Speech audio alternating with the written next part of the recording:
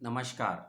छोटी सी सूचना आई है आपके लिए और यूनिवर्सिटी का नाम है सिद्धार्थ विश्वविद्यालय कपिलवस्तु जो कि है इसके बारे में एक सूचना आपको दी थी लगभग 3 हफ्ते पहले पीएचडी एप्लीकेशन फॉर्म को लेकर। उसके बाद होने वाली है इसकी प्रवेश परीक्षा और उसके बाद होगा आपका साक्षात्कार। उससे पहले आपको भेजना होगा सिनॉप्सिस, ये सब बताया था लास्ट के वीडियो में इंक्लूडिंग सीट की सूचनाओं के साथ।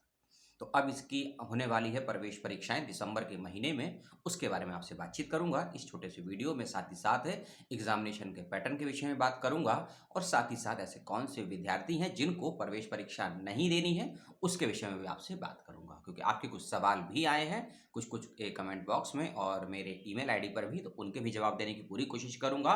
और जो कुछ नया अपडेट आया है 20 नवंबर को उसकी भी आपसे मैं बातचीत करूंगा। ठीक है, सबसे पहली बात, 15 नवंबर 2021 लास्ट डेट थी इसको भरने के लिए। यदि आपने 15 नवंबर तक फॉर्म नहीं भरा था तो विश्वविद्यालय ने आपको एक मौका और दिया था, जिसके अनुसार आप एक नोटिस निकाला था विश्वविद्यालय ने 20 नवंबर को।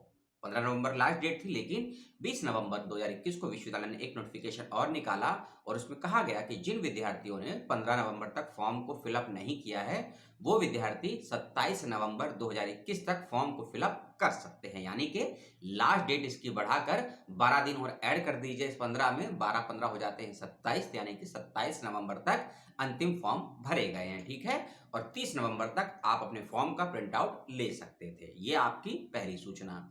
दूसरी सूचना, एंट्रेंस एग्जामिनेशन में कुछ विद्यार्थियों को प्रवेश परीक्षा नहीं देनी है कि, और हाँ, जो भी मैं आपसे कह रहा हूं सभी जानकारियों का सोर्स मैं आपको डिस्क्रिप्शन बॉक्स में दे दूंगा, आप जाके उसको जरूर चेक कर लेंगे, क्रॉस चेक कर लेंगे, इसका आप सभी बच्चे ध्यान रखेंगे। ठीक है, अब जिनका नेट क्वालिफाई है, जिनका जेरा क्वालिफाई है, चाहे आपका नेट यूजीसी का हो या आपका नेट सीएसआईआर का हो, आपको प्रवेश परीक्षा नहीं देनी है। इसके अलावा ऐसे विद्यार्थी जिन्होंने गेट गेट यानी कि general aptitude test for engineering को पास किया है 75% या उससे ज्यादा के परसेंटेज के साथ, उनको भी प्रवेश परीक्षा नहीं देनी है। ऐसे एप्लीकेंट, ऐसे आवेदनकर्ता जो कहीं ना कहीं टीचर हैं, शिक्षक हैं और जिनका संबंध सिद्धार्थ विश्वविद्यालय से भी है, उनको भी प्रवेश परीक्षा नहीं देनी है। इस बात का आपसे बच्चे ध्यान रखेंगे। और इसके अलावा विद्यार्थी ऐसे विद्यार्थी जिन्होंने CSIR ICAR से किसी प्रकार की कोई नेट या जेआरएफ की फेलोशिप प्राप्त कर रहे हैं या उत्तीर्ण हैं, उनको भी प्रवेश परीक्षा नहीं देनी है। इस बात का भी आप ध्यान रखेंगे। ऐसे विद्यार्थी जिन्होंने एमफिल पास कर रखी है, ऐसे विद्यार्थी जिन्होंने एमफिल पास करी है, उनको भी प्रवेश परीक्षा नहीं देनी है। लेकिन यदि आप एमफिल कर रहे हैं वर्तमान में, यदि आप एमफिल कर रहे हैं या कर रही हैं तो आपको प्रवेश परीक्षा 100% देनी होगी। यदि आपका एमफिल का कोर्स वर्क हो गया है लेकिन एमफिल खत्म नहीं हुई है तो भी आपको प्रवेश परीक्षा देनी होगी। आपका एमफिल कोर्स वर्क हो गया है, एमफिल सबमिट हो गई है लेकिन साक्षात्कार या वाइवा नहीं हुआ है तो भी आपको प्रवेश परीक्षा देनी होगी पीएचडी के लिए। लेकिन आपका यदि एमफिल कंप्लीट हो गया है, एमफिल का रिजल्ट आ चुका है, तो आपको पीएचडी की प्रवेश परीक्षा नहीं देनी है। इस बात को भी ध्यान से सुन लीजिए। ठीक है, प्रवेश परीक्षा के विषय में थोड़ा सा जान लीजिए। 200 नंबरों की होगी प्रवेश परीक्षा आपकी। कितने नंबर की? 200 नंबर की आपकी प्रवेश परीक्षा रखी गई है विश्वविद्यालय के द्वारा। इस बात का आप सभी ध्यान रखेंगे। और उसमें 200 नंबरों में से 140 नंबर के आपके होंगे प्रश्न पत्र, जो भी सवाल जवाब होंगे वह 140 नंबर के पूछे जाएंगे। एक सवाल 2 नंबर का रहेगा, यानी कि 70 सवाल आपसे पूछे जाएंगे।